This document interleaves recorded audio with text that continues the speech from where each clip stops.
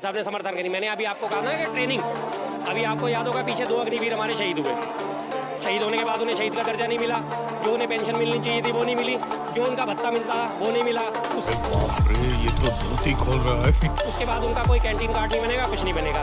रही बात बेरोजगारी के तौर पर अगर देखा जाए तो अभी यूपी में लगातार भर्ती हुई इजराइल भेजने के लिए।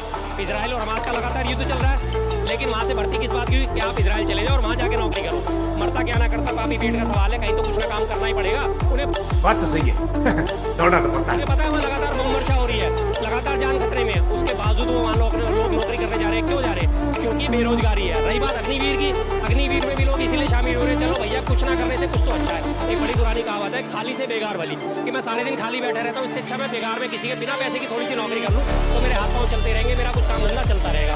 अच्छा, हमको सिखा दिया है। तो अग्निवीर वो कंडीशन है। बेरोजगारी तो हम इसी बात को तो कह रहे हैं कि अगर बेरोजगारी ना होती तो वो अग्निवीर जैसी स्कीम में जाके शामिल क्यों होते। 2 लाख जो परमानेंट वैकेंसी भरी जानी थी 2019 के बाद से, वो कैंसिल करके अग्निवीर को लाए। आपने 2 लाख वैकेंसी क्यों कैंसिल करी? जवानों की भर्ती 2 लाख जवानों की भर्ती क्यों कैंसिल करी? बताइए। बोले तो रुको जरा, सबर करो, बोला धक्का बुक्की नहीं करने का, आराम से लेने का। हाँ दोस्तों, फिर से आ गया हूँ एक नया रिएक्शन वीडियो लेकर। दोस्तों, इस वीडियो में आप लोग को दिखाने वाला हूँ किस तरीके से शर्मा जी अंधभक्तों को ऐसा जवाब देते हैं अग्निवीर पर।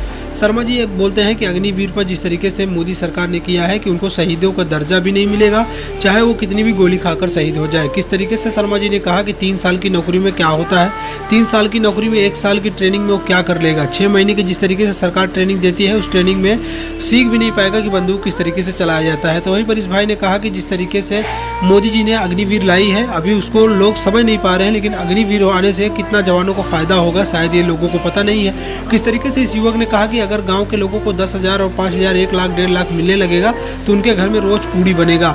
ये शर्मा जी को नहीं पता है, हम लोग यहाँ से बैठकर ऐसा बोल रहे हैं। तो शर्मा जी उस पर बहुत ही अच्छा जवाब देते हैं। आप लोग इस वीडियो को लास्ट तक देखिएगा, किस तरीके से अंधभक्तों की बोलती बहुत अच्छी तरीके से बंद करते हैं शर्मा जी। वीडियो देखकर आप लोग को काफ़ी मजा आने वाला है, तो आप लोग वीडियो पर लास्ट तक बने रहिएगा। चैनल पर अगर नए हो तो चैनल को जरूर सब्सक्राइब कर लेना। चलिए इस वीडियो को शुरू करते हैं और देखते हैं क्या कहते हैं शर्मा जी।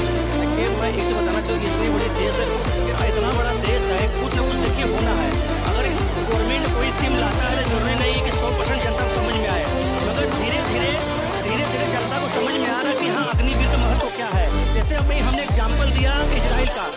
इजराइल जैसे हमने एग्जाम्पल दिया, देखिए बच्चा जब देश के प्रति कुतुब रहेगा, और जो भैया बोले 2 जवान शहीद हो गए, ठीक है, तो इतना बड़ा देश है, जब सैनिक लड़ने के लिए जाते हैं तो कुछ ऐसा दुर्घटना हो सकता है उनके साथ। अरे कहना क्या चाहते हो? तो हमें भी आ सकता, हम चल रहे हैं। इनको शहीदों का दर्जा नहीं दिया गया। देखिए इस पर वो तो जो लोग अग्निवीर शहीद हुए थे, किस वजह से शहीद हुए थे? प्रॉपर ट्रेनिंग नहीं थी।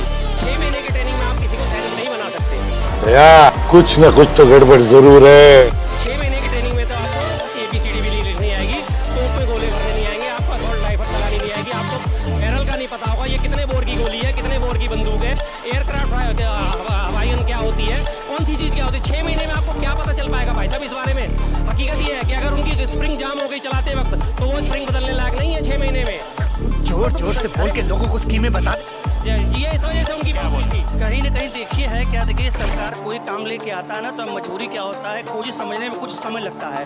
अगर कोई कमी है, जो भैया एग्जाम्पल दिया कि 6 महीना बच्चा अगर चल नहीं पाता है, बच्चा जब चल नहीं पाता है तो कैसे मतलब बड़ा लड़ाई करेगा, ठीक है। ये संदेश दीजिए कि सरकार उसको करे, कंप्लीट करे, जो कमी उसको सुधारा जाए। और जहाँ तक कि देश हित की बात कर रहे हैं, आप गरीबी की बात कर रहे हैं, जो टैक्स पेयर, जो बड़े टैक्स पेयर जैसे हवाई जहाज चलने वाले वो टैक्स देता है, शौचालय किसका बनता है? गरीब बनता है। अच्छा, हमको सिखा दिया है। वो टैक्स पर पैसा देता है, टैक्स देते हैं तो जी हाँ, वो टैक्स देते हैं जो 2.5 लाख मोदी सरकार दे रहा है गरीब आदमी को, जिसके पास झोपड़ी नहीं है। आज दिल्ली में रह के बड़ी बड़ी बात कर लीजिए, बम्बई में रह के बड़ी बड़ी बात कर लीजिए, बेंगलुरु में रह के बड़ी बड़ी बात करिए, गाँव में जाके देखिए, जिसको 10,000 मिल जाएगा, जिसको 2.5 लाख मिल जाएगा ना, ये खुशी से ना रोज पूरी बनेगा घर में।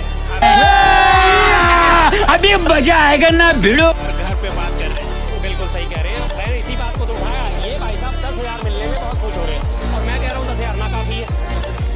भाई साहब इसी चीज़ में खुश है, तो ये इसी बात में खुश भी है। एक और चीज़ में भी खुश होंगे कि 5 किलो राशन मिलता है, उसमें भी एक कॉलर खड़े करेंगे। बाप रे, ये तो धोती खोल रहा है।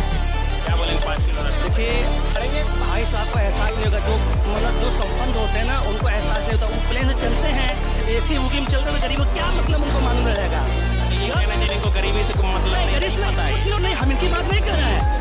कुछ लोग का सोच ऐसा है कि देश में कितनी गरीबी है, हमें जरूरत क्या है। आज के डेट में 1947 से लेके 2014 के पहले कितना खाता खुला था गरीबों का। आज हर ये रिक्शा चलाने वाला बैंक में जाता है, गूगल पे कर रहा है, गूगल पे यूं चाय पी रहा, गूगल डिजिटल भारत हो गया, ये कहना चल क्या बोलेंगे? ठीक, क्या सोच है रे तेरी। डिजिटल भारत होना एक टेक्नोलॉजी का डेवलपमेंट है। आप अगर इसी चीज़ को पुराने उठा के देखोगे तो 2003 से पहले हमारे यहाँ मोबाइल किसी के हाथ में होता था। 2003 में रिलायंस ने और टाटा ने मोबाइल लॉन्च करे थे अपने, और उसके बाद हमारे यहाँ डिजिटल क्रांति आई। 2004 के बाद से लोग 2014 तक लगभग हर हाथ में मोबाइल आ गया था।